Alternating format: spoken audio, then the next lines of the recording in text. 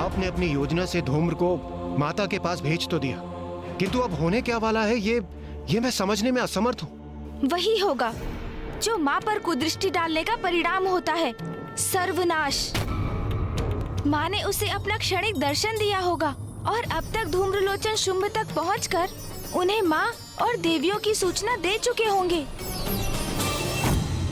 ऐसा अद्भुत सौंदर्य और उस सौंदर्य की धनी ऐसी सुंदरी तो संसार में कोई भी नहीं, और आप जैसा पुरुष भी संसार में दूसरा कोई नहीं। सौंदर्य के साथ शक्ति सामर्थ्य भी है वो। स्वर्ग के अंतर्ध्यान सभी देवियों की रक्षा कर रही है वो। मैंने उन देवियों को भी उनके निकट देखा था।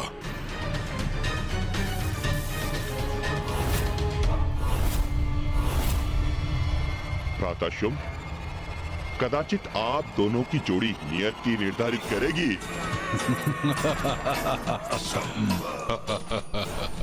हाँ, और आप दोनों की जोड़ी अत्यंत भाएगी सभी को। आप दोनों का विवाह अवश्य ही होना चाहिए। उस स्त्री के साथ न्याय तब होता जब मैं उसे मेरे प्रति अपराध करने का दंड देता। उसने मेरे विरुद्ध जाकर स्वर्ग की देवियों को आश्रय जो दिया, परंतु अब धूम्रलोचन के मुख से उसकी प्रशंसा सुनकर उसके प्रति मेरी भी उत्सुकता जागृत हुई है।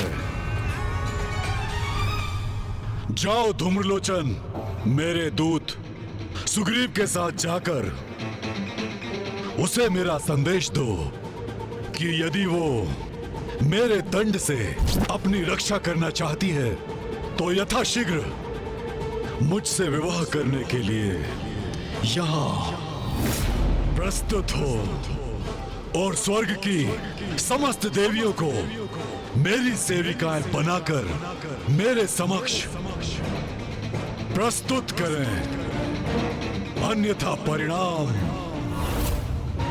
अति भयंकर होगा। उचित है, मैं आपकी आज्ञा अनुसार आपका संदेश उन तक पहुंचा दूंगा, महानायक शुंभ।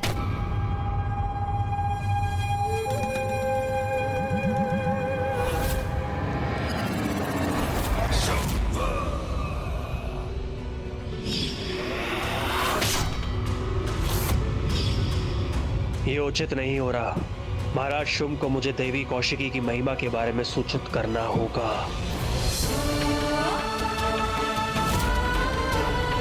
देवी कौशिकी नमो नमः, देवी कौशिकी नमो नमः।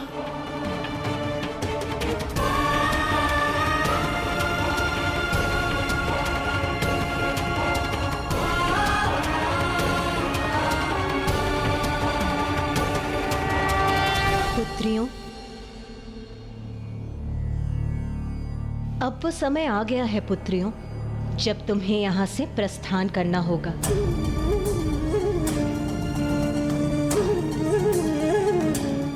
परंतु क्यों माता?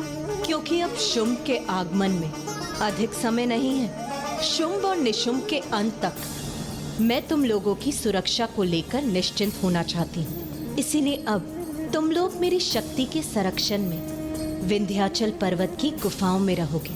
माता, आपके श्री चरणों से जाने का मन तो हम में से किसी का भी नहीं है, किंतु यदि यही आपकी आज्ञा है और यही उचित है तो हम आपकी इस आज्ञा का पालन अवश्य करेंगे।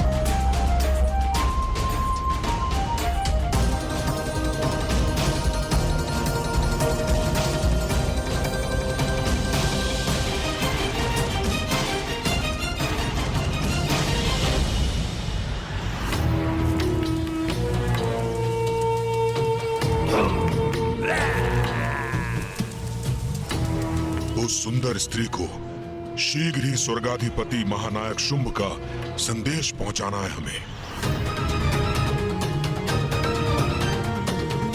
किंतु कहां है वो?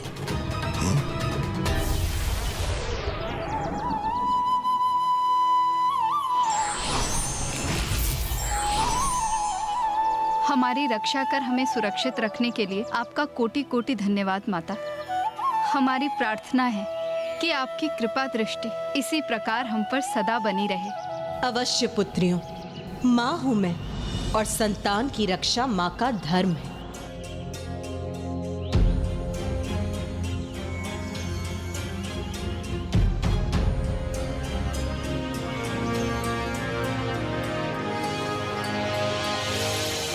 इस गुफा के भीतर भी तुम्हारा जीवन मेरे दिव्य प्रकाश से परिपूर्ण रहेगा। यहाँ तुम्हें कोई भी कठिनाई नहीं होगी।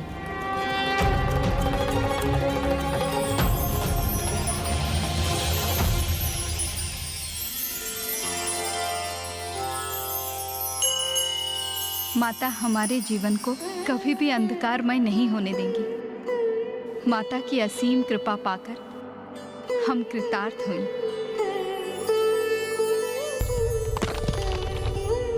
माता ने हमारे चारों ओर एक अभेद सुरक्षा कवच प्रस्तुत किया है। हम सभी पूर्ण रूप से सुरक्षित हैं।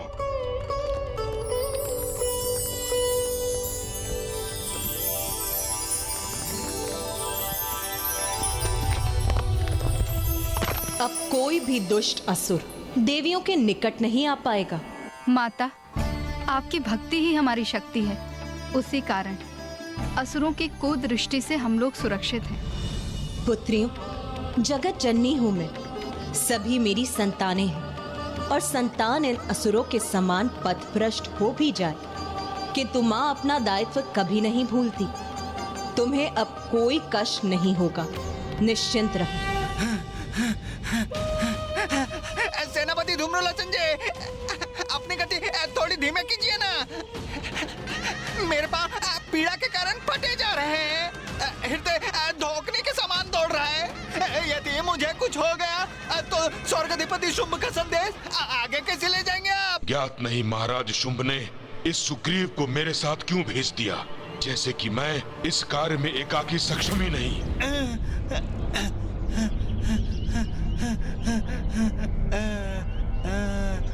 सेनापति धूम्रलोचन जी, आपको पूर्ण विश्वास है ना कि हम उचित मार्ग पर हैं? कितने समय से हम यहाँ वहाँ घूम रहे हैं किंतु उस सुंदर स्त्री का कोई चिन्ह हमें दिखाई नहीं दे रहा। वो गजमुख गणेश मुझे यहीं लाया था। हम उत्तर दिशा से आए थे और इसी पर्वत पर उतरे थे। यहीं कहीं है वो स्थल, देखता हूँ।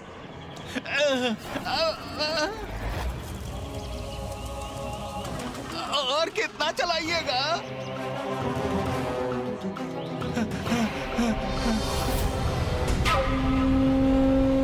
शब्दों के सत्य असत्य की परख तो दृष्टि से होती है। वो सुंदर स्त्री मुझे दिखाई देगी तभी आपके कथन को सत्य मानूंगा। सब कुछ हमारी योजना के अनुसार ही हो रहा है भैया। शुंभ का सेनापति धूम्रलोचन उसके दूत सुग्रीव के साथ माँ के निकट पहुँच चुका है और माँ पूर्व में ही सभी माताओं को सुरक्षित स्थान पर भेज चुकी है। यही थी वो, यही स्थित एक अदृश्य बाधा के पीछे।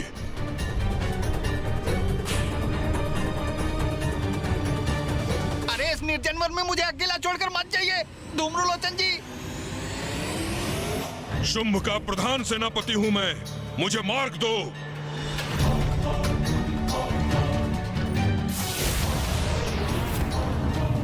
मैं उचित स्थल पर पहुंचाऊं सुग्रीव। अब तुम्हें और अधिक चलने की कोई आवश्यकता नहीं। हम अपने गंतव्य पर पहुंच चुके हैं। अद्भुत! अचानक इस वन में दिव्य प्रकाश प्रकट हो गया, जैसे कोई गुप्त द्वार अचानक खुल गया हो। सत्य कहा था ना मैंने। कदाचित उस दिव्य सुंदरी को भी ज्ञात हो गया कि हम उसके लिए यहाँ क्या प्रस्ताव लेकर आ रहे हैं, जिससे उत्तेजित होकर उसने स्वयं हमारे लिए ये द्वार खोल दिए। नारी का स्वभाव ऐसा ही होता है। चलो सुग्रीव। अवश्य अवश्य, आप आगे आगे चलिए, मैं पीछे पीछे आता हूँ।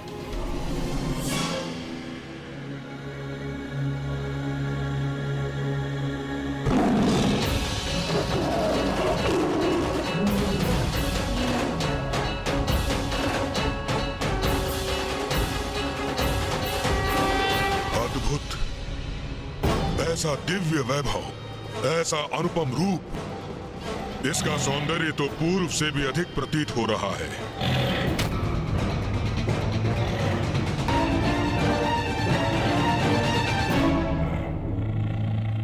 विलक्षण रूपमती है ये स्त्री। असुर महानायक ने विवाह हेतु उचित स्त्री का चुनाव किया है। चलिए चलिए, आगे बढ़ते हैं धूम्रलोचन जी।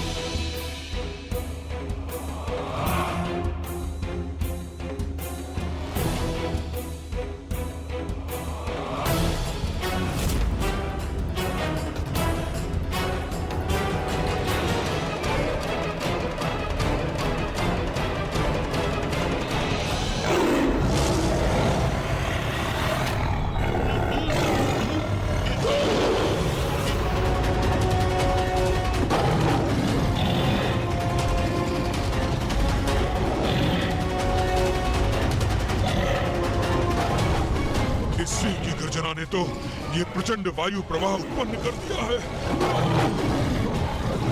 मैं सिंह की गर्दन से उड़ता जा रहा हूँ। मुझे रोकिए धूम्रलोचन जी, मुझे रोकिए।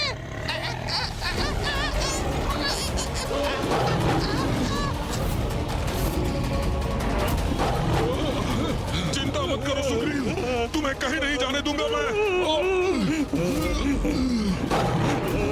ये सिंह तो अपनी गर्जना में और वृद्धि कर रहा है।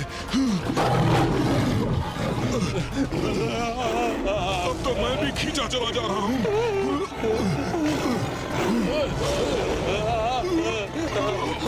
हम युद्ध नहीं, संवाद करने आए हैं। अपने स्वामी का संदेश लेकर आए हैं, इसलिए अपने सिंह को शांत करो सुंदरी।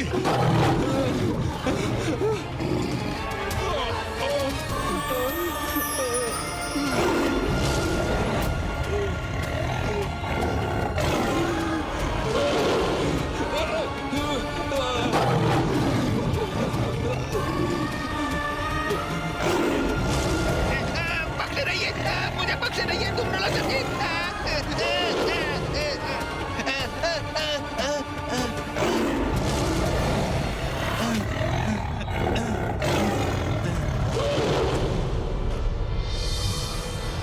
अब ये सिंह शांत हुआ तो हमें खड़े रहने का अवसर प्राप्त हुआ।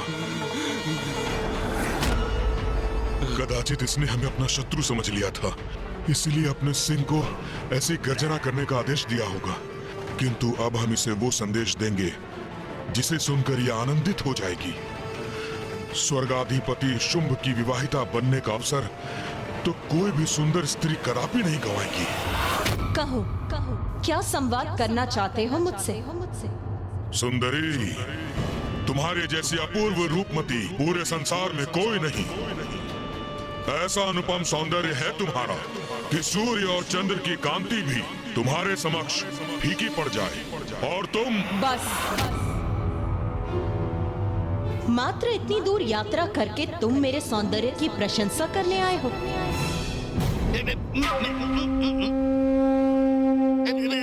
सौंदर्य की देवी, तुम इनकी बात का बुरा न मानो।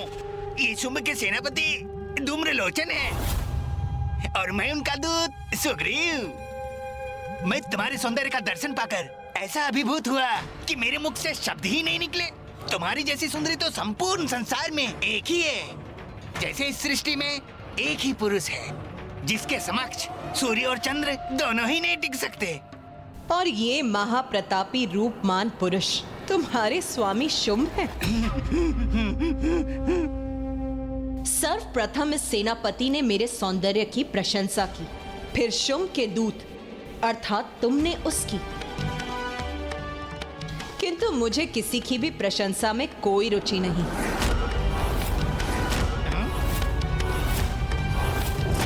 फिर हम ये संवाद क्यों कर रहे हैं, ये मुझे अभी भी स्पष्ट नहीं। तो मैं स्पष्ट किए देता हूँ। सुनो स्त्री, सौंदर्य और पराक्रम दोनों ही दृष्टि से हमारे स्वामी के योग्य हो तुम। इसीलिए हम उनके साथ तुम्हारे विवाह का प्रस्ताव लेकर यहाँ आए हैं। उचित तो यही है कि तुम इस विवाह प्रस्ताव को स्वीकार कर हमारे साथ चलो।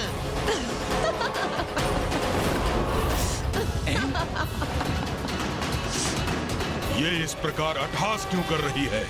मुझे ये बताओ तुम दोनों, रूपवान होने के अतिरिक्त कोई और गुण है भी तुम्हारे स्वामी में? इतना अहंकार है इसे अपने सौंदर्य का कि स्वर्गाधिपति असुर महानायक शुंभ के गुण पूछ रही है हमसे। बहुत चतुर स्त्री है ये धूम्रलोचन जी। इस प्रस्ताव को भली भांति परख रही है और उचित भी है। कोई भी नारी विवाह प्रस्ताव तो तभी स्वीकार करेगी ना जब उसे विश्वास हो जाए जिससे वो विवाह करने जा रही है वो सर्वथा उसके योग्य है कि नहीं है? क्या था जो देव नहीं कर पाए? क्या थी उनकी लाचारी? क्यों उनकी लाज बचाने जागी उनके अंदर की नारी? देखिए राजित, तुम्हें ज्ञात नहीं सुंदरी कि हमारे स्वामी कौन हैं? असुर महानायक शुंभ हैं वो, जिन्होंने अपने पराक्रम से पाताल, पृथ्वी और स्वर्ग तीनों लोकों पर अपनी सत्ता स्थापित की है।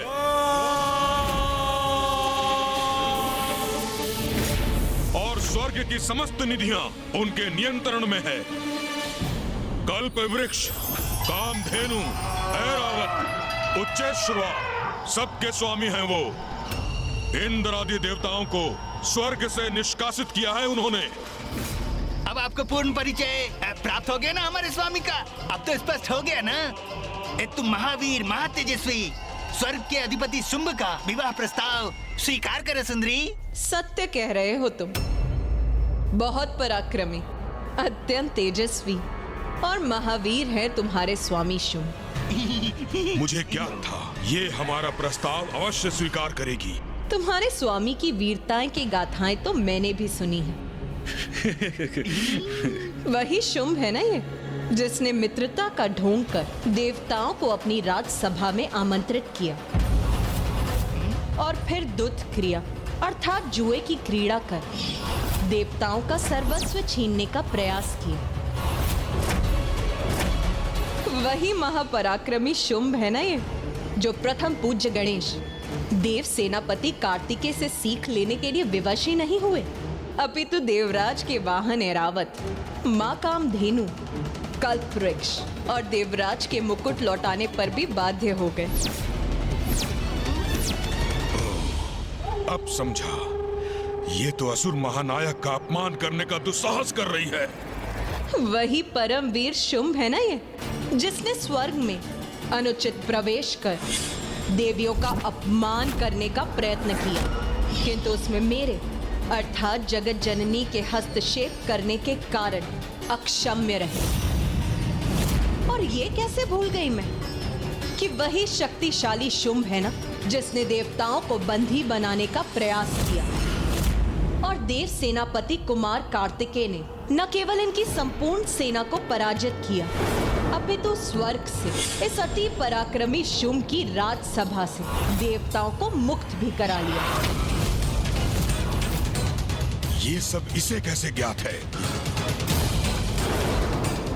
कदाचित ये असुर महानायक शुंभ का विवाह प्रस्ताव अस्वीकार करने जा रही है। क्या था जो देव नहीं कर पाए? क्या थी उनकी लाचारी? क्यों उनकी लाज बचाने जागी उनके अंदर की नारी? देखिए नारी शक्ति का। अरे वाह, बड़े वीर प्रमाणित हुए तुम्हारे असुर महानायक शुंभ। क्या कहा था तुमने? त्रिलोक विजेता, स्वर्गाधिपति, असुर महानायक शुंभ। एक भीरू और शक्तिहीन असुर को संसार का सबसे बड़ा वीर बता रहे हो तुम। बस, बहुत सुन चुका मैं। धूम्रलोचन, धूम्रलोचन,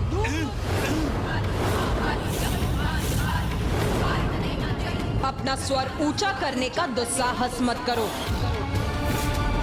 तुम अपने परमवीर महाराज के लिए मेरे समक्ष खड़े हो और मैं तुम्हारे ऊंचे स्वर को कदापि सहन नहीं करूंगी। इसकी गर्जना तो इसके सिंह की गर्जना के समान ही भयंकर है, किंतु मुझे इसका अहंकार खंडित करना ही होगा।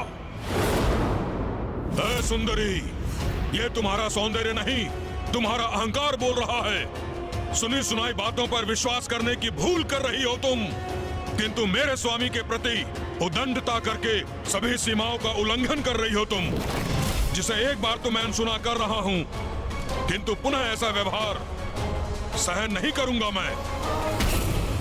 त्रिलोक के अधिपति हैं मेरे स्वामी शुंभ। स्वयं ब्रह्मदेव से वरदान प्राप्त किया उन्होंने। अपनी अपार शक्ति के बल पर किसी भी स्त्री को अपने चरणों की दासी बना सकते हैं वो, और उनकी दासी बनना भी किसी भी स्त्री के लिए सौभाग्य की बात है। नारी के प्रति ये दुर्भावना कदापि उचित नहीं। ये स्त्री तो क्रोधित हो रही है। कहीं इसने पुनः गर्जना की तो? नहीं नहीं, मेरे शांत रहने में मेरी सुरक्षा है। ये तो तुम्हारा सौभाग्य है स्त्री कि असुर महानायक शुंभ ने पूर्ण सम्मान के साथ विवाह प्रस्ताव भिजवाया है, अन्यथा अपनी इच्छा पूर्ण करने के लिए वो क्या नहीं कर सकते। अच्छा, तो तनिक ये बताओ, अपनी इच्छा पूर्ण करने के लिए क्या करेंगे वो? प्रतीत होता है तुम अभी भी नहीं समझी, और वो चाहे तो उनके सैनिक तुम्हें उनके समक्ष प्रस्तुत करने हेतु तुम्हारी इच्छा के विरुद्ध तुम्हें खींच कर भी ले जा सकते हैं।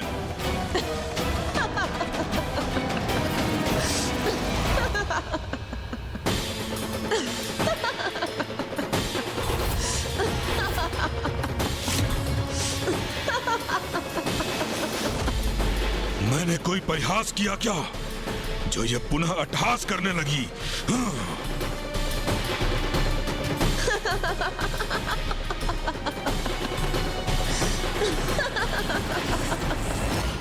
स्त्री, अट्टहास क्यों कर रही हो तुम? इसका क्या अर्थ समझूं मैं? इनके प्रश्न का अभिप्राय है सुंदरी, क्या तुम्हारे इस अट्टहास को हम तुम्हारी स्वीकृति समझे? स्पष्ट कहो, हमारे स्वामी से विवाह का प्रस्ताव तुम्हें स्वीकार है ना? उचित है। मुझे क्या था, ऐसा उत्तम विवाह प्रस्ताव संसार की कोई भी स्त्री कदापि नहीं नकार सकती। हमें शीघ्र ये शुभ सूचना असुर महानायक शुंभ तक पहुंचानी चाहिए। चलो सुग्रीव। जाओ और जाकर अपने स्वामी को मेरा संदेश दो कि मैं विवाह उसी योद्धा से करूंगी जो मुझे युद्ध में पराजित करने में सक्षम होगा। यदि तुम्हारे स्वामी में इतना सामर्थ्य है तो यहाँ आकर मुझे पराजित करें और अपनी मुझसे विवाह करने की इच्छा को पूर्ण करें। ये क्या सुन रहा हूँ मैं? ये स्त्री स्वर्गाधिपति असुर महानायक शुंभ से युद्ध करना चाहती है। माँ की ये घोषणा उनके द्वारा शुंभ को युद्ध के निमंत्रण का तो एक ही अर्थ है, शुंभ के साथ साथ इन सभी दुष्टों का सर्वनाश।